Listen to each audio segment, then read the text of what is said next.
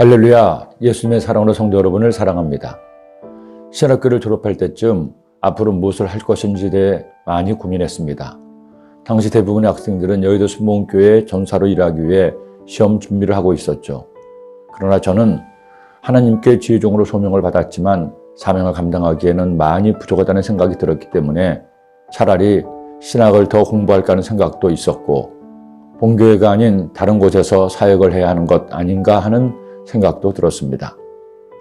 하지만 주변에서 그냥 안 할 때 안 하더라도 시험은 한번 보는 거에 낫지 않느냐고 권해서 시험을 보았는데 덜컥 합격을 했습니다. 막상 합격하고 나니 감사했습니다. 나 같은 사람을 교회에서 또한 하나님께서 인정해 주었다는 것에 그저 고마웠습니다. 하나님의 예정하심이 있다는 생각에 더 이상 다른 생각하지 않고 사역을 시작했고, 어느덧 30수년이 지났습니다. 최종으로 다양하게 사명을 감당하면서 항상 드는 생각이 있습니다.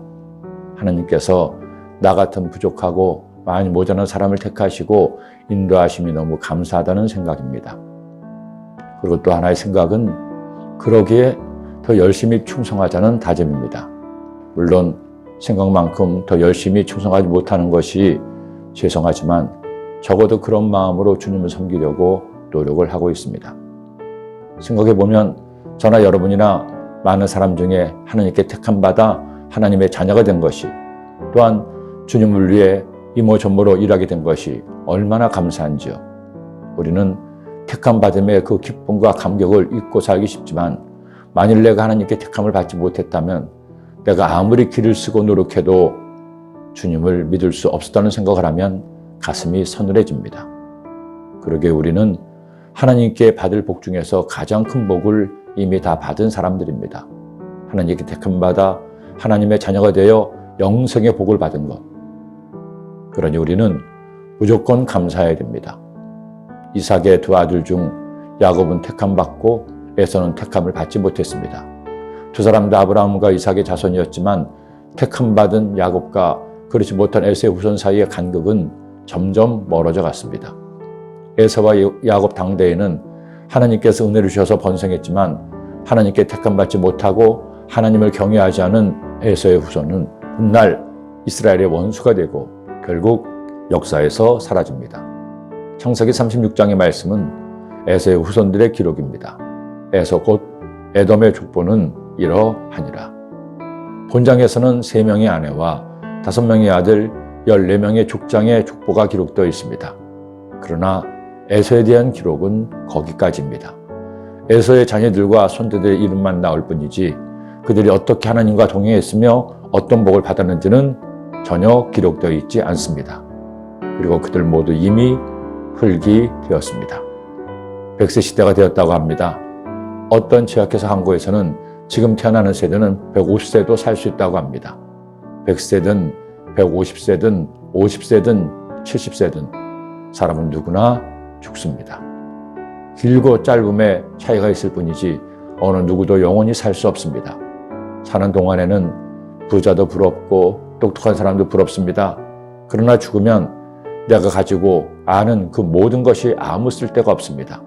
호랑이는 죽어서 가죽을 남기고 사람은 죽어서 이름을 남긴다는 속담도 있죠. 그러나 이름이 남았다 한들 죽은 다음에 무슨 소용이 있나요? 하지만 예수님의 비유 속의 거지 나사로처럼 비록 한 세상 살면서 힘들고 고통스럽다고 해도 예수님을 믿어 천국을 얻게 되면 가장 잘 산 사람이 됩니다. 천국의 영생만이 죽음을 이기는 가장 큰 복이기 때문입니다. 지금도 서울에서 불과 수십 킬로미터 떨어진 휴전선 너머에서는 예수님을 믿을 수도 하나님을 예비할 수도 없습니다. 세계에서 가장 기독교 핍박이 강한 북한입니다.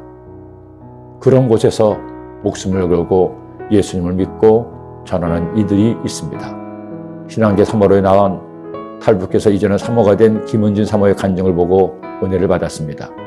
그는 할머니부터 신앙교육을 받았습니다.